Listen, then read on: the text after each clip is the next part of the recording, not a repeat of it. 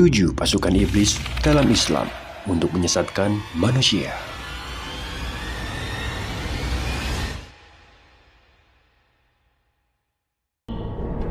Assalamualaikum warahmatullahi wabarakatuh. Namaku Afil.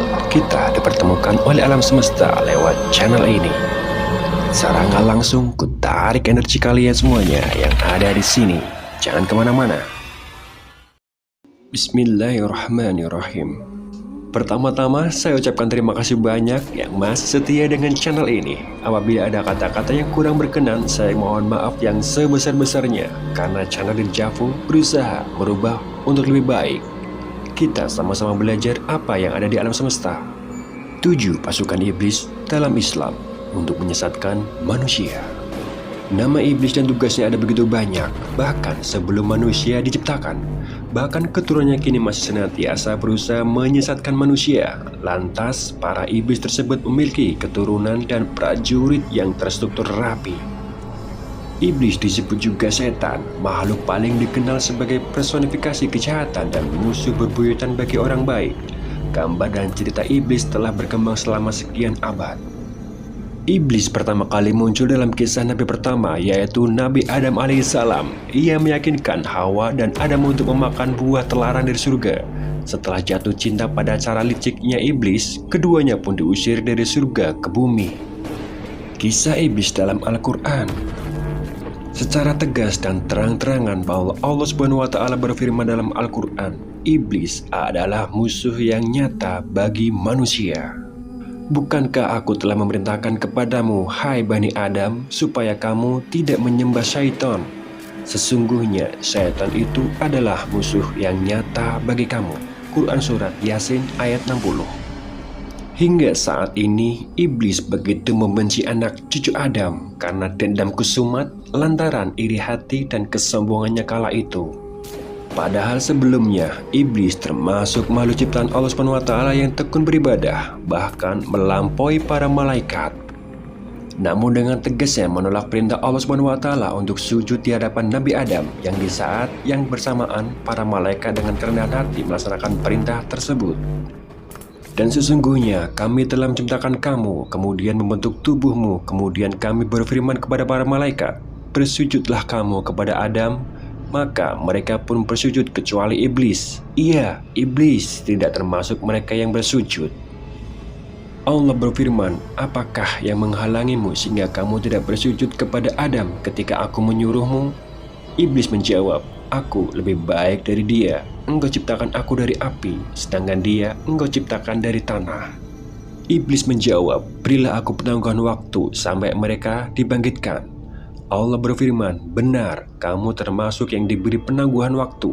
Quran Surat Al-A'raf ayat 11-15. Alasan kebencian iblis pada keturunan Adam. Iblis merasa lebih mulia dari Adam karena ia diciptakan dari api, sedangkan lawannya hanya dari tanah. Karena arogansinya tersebut, iblis pun dilaknat. Ingatlah ketika kami berkata kepada malaikat, sujudlah kalian kepada Adam. Maka mereka bersujud kecuali iblis.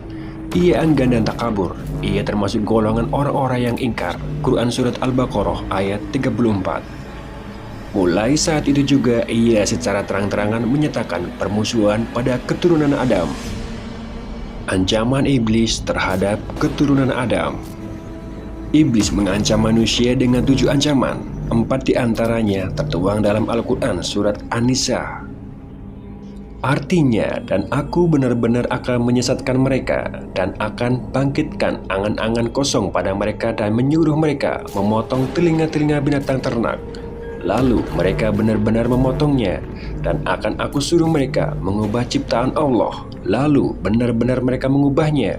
Barang siapa yang menjadikan syaitan menjadi pelindung selain Allah, maka sesungguhnya ia menderita kerugian yang nyata. Quran Surat An-Nisa ayat 119. Artinya, iblis menjawab, karena engkau telah menghukum saya tersesat, saya benar-benar akan menghalang-halangi mereka dari jalan engkau yang lurus. Kemudian saya akan mendatangi mereka dari muka dan dari belakang mereka, dari kanan dan kiri mereka, dan engkau tidak akan mendapati kebanyakan mereka bersyukur, taat. Quran Surat Al-A'raf ayat 16-17.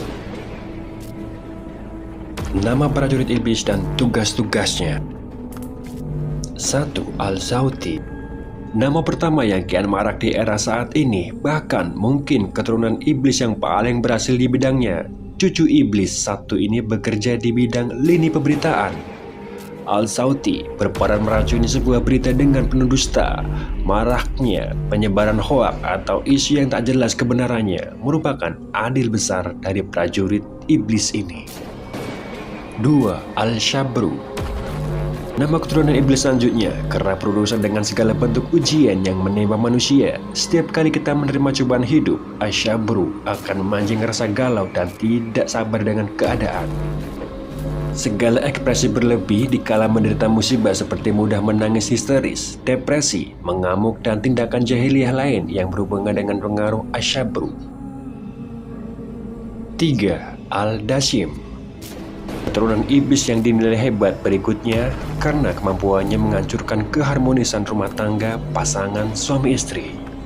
Pengaruhnya akan semakin cepat menjalar jika suami hendak memasuki rumah tanpa terlebih dahulu mengucapkan salam terhadap keluarga yang ada di rumah atau tidak dalam kondisi berzikir. Dari jalur Jabir bin Abdillah, Nabi Muhammad SAW bersabda bahwa sesungguhnya iblis itu meletakkan singgasananya di atas laut, lalu mengutus bala tentaranya ke seluruh penjuru dunia. Yang paling besar fitnahnya kepada manusia, maka dialah yang paling dekat kedudukannya dengan iblis. Lalu iblis pun berkata, "Demi Allah, engkau belum melakukan apa-apa." Kemudian datang lagi tentara iblis yang menyampaikan laporan bahwa dia telah membuat pasangan suami istri bercerai. "Saya tidak meninggalkan pasangan suami istri kecuali telah aku pisahkan mereka," kata setan tersebut. Mendengar itu, iblis pun mengungkapkan, "Kau adalah sebaik-baiknya tentara." Hadis riwayat Muslim nomor 2813. 4. Al-Awar. Keturunan iblis dan pasukan yang bertugas di bidang tindak asusila bernama Al-Awar. Cucu iblis inilah yang kerap mengajak manusia meningkatkan nafsunya untuk melakukan hubungan seks bebas. Al-Awar mampu memberikan tegangan tinggi di pada kemaluan pria dan wanita untuk menambah gairah hingga terhasut untuk berhubungan terlarang. 5. Al-Zalanbur. Nama iblis berikutnya Al-Zalanbur yang selalu siap siaga di pasar. Keturunan iblis satu ini akan membuat para pedagang di pasar rentan melakukan tindakan penipuan serta kecurangan dalam transaksi. Iming-iming janji palsu pebisnis terhadap konsumen menjadikan tipu daya dari Al-Zalanbur. 6. Al-Walhan. Keturunan iblis bernama Al-Walhan bertugas mengganggu urusan manusia saat bersuci. Setiap manusia dihasutnya untuk ragu-ragu dan bingung saat berwudu, mandi, atau aktivitas toharoh bersuci lainnya. Bahkan iblis Al-Walhan mempengaruhi manusia untuk memakan air secara berlebihan ataupun boros. 7. Al-Kanzab. Keturunan iblis dan pasukan selanjutnya bernama Al-Kanzab yang secara khusus mengganggu ibadah manusia. Keturunan Nabi Adam akan dibuat malas sholat, melanggar etika sholat, melakukan hal-hal yang bisa membatalkan sholat, tidak khusyuk, dan banyak lagi. Syekh Abdul Rauf Al-Manawi, Faidil Al-Qadir, Juz 2, halaman 503. Sejatinya masih banyak lagi nama iblis dan tugas yang membawa misi besar penyesatan manusia. Menurut sebuah riwayat, setiap hari iblis mampu melahirkan anak dengan jumlah besar sesuka dia. Iblis dan para prajuritnya sadar bahwa vonis kutukan Tuhan tak pernah dicabut kembali, sehingga dapat bergerilya dari generasi ke generasi dengan misi menjerumuskan manusia.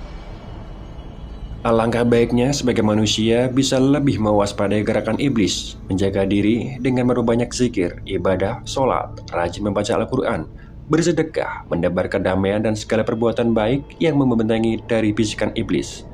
Apalagi gangguan iblis akan lebih gencar menyerang orang-orang soleh hingga kaum ulama. Terima kasih. Assalamualaikum warahmatullahi wabarakatuh.